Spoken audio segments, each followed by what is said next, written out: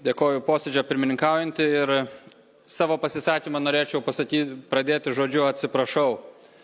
Atsiprašau savo vardu, nežinau, kiek galiu apeliuoti į Seimo vardą, į vyriausybės vardą, bet atsiprašau tų 32 000 abiturientų, kurie ką tik išlaikė egzaminus ir yra paskendę visiškoje abejonėje, kur jie stos, į kokias programas ir kaip tos programos atrodys.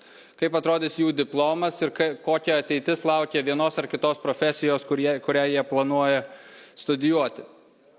Atsiprašau aš ir dalies studentų, būsimų studentų iš tų 32 000, nes dabartinis Seimo nutarimas jisai nesuteikia perspektyvos ir pažangos visiems universitetų studentams įgauti gerą išsilavinimą.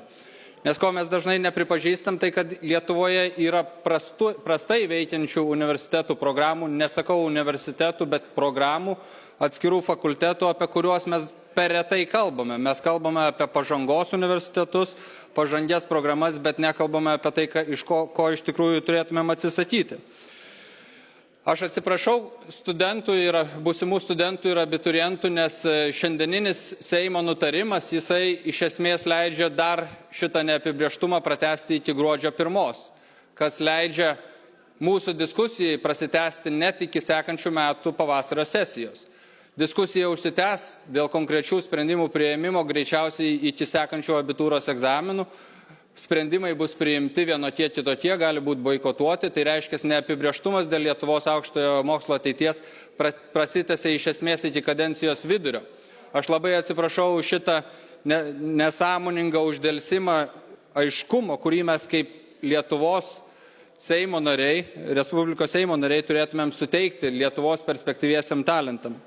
Bet aš to pačiu noriu užtikrinti šiandieninius abiturientus, būsimus studentus, kad Lietuvoje yra tikrai gerai veikiančių universitetų, gerų programų. Ir mes jiem turime padėti pasisekti.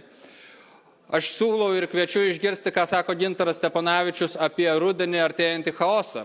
Jeigu mes ir priimsime šiandieninį nutarimą, tai rudenį mes turėsime spręsti visai kitus klausimus, nepaisant to, ką ministerija besvarstytų iki gruodžio 1. Nes rudenį mes turėsime spręsti klausimus, kaip gelbėti žlungančius universitetus, į kuriuos neįstos pakankamas grupių dydis ir tiesiog ištisos programos nesusiformuos. Arba ką darys studentai, kurie negaus valstybinio finansavimo, nes jų vidutinis stojimo balas bus ne 3 balai, o žemesnis. Tai artėja krizė, apie kurią mes šiandien nešnekam.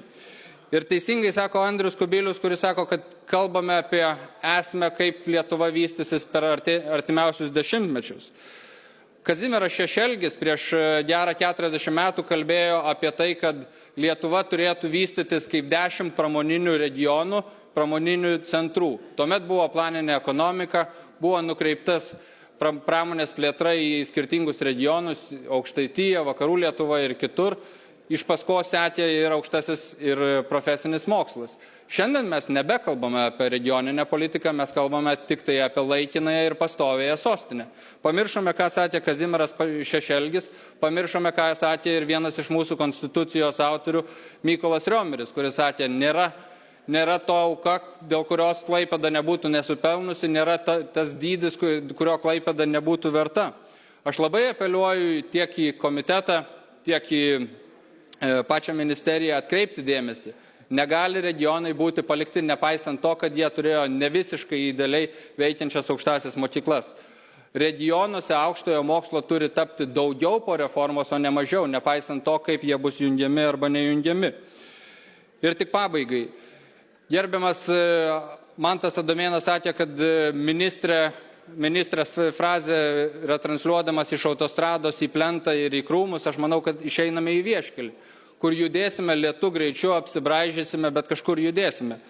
Tai aš kviečiu grįžti atgal į autostradą, į ypatingai gerbiamus valstiečius, nes pasižiūrėjus, kiek priregistruota yra pasiūlymų, suskaičiavau, 16 pasiūlymų būsimam svarstymui yra iš daugumos, 13 iš opozicijos.